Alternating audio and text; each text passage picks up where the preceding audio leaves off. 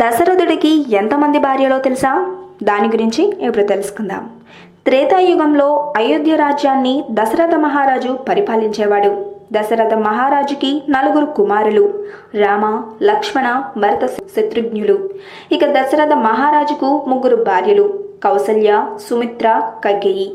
దశరథ మహారాజుకు 3 భార్యలన్న సంగతి అందరికీ తెలిసిందే. అయితే దశరథ మహారాజుకు 3 భార్యలు కాదని వాల్మీకి రామాయణం చెప్తుంది. అదేంటో ఇప్పుడు తెలుసుకుందాం. కానీ అంతకంటే ముందు మా ఛానల్ని సబ్స్క్రైబ్ చేయడం మాత్రం మర్చిపోకండి. వాల్మీకి రామాయణాన్ని ప్రామాణికంగా తీసుకుంటారు.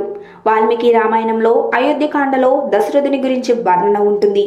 దీని ప్రకారం దశరథునికి 3 భార్యలు కాదని 350 మందిని పెళ్లి చేసుకున్నాడని చెప్తుంది. ఆ 350 గురించి మాత్రం పెద్దగా బయటకు తెలియదు.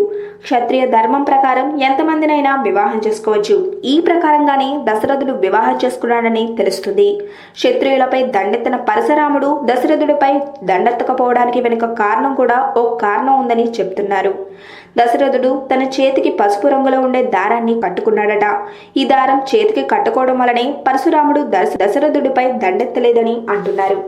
ఈ వీడియో కనుక మీకు నచ్చినట్టయితే లైక్ చేయండి, షేర్ చేయండి. మరిన్ని లేటెస్ట్ అప్డేట్స్ కోసం మా ఛానల్ ని సబ్స్క్రైబ్ చేయండి.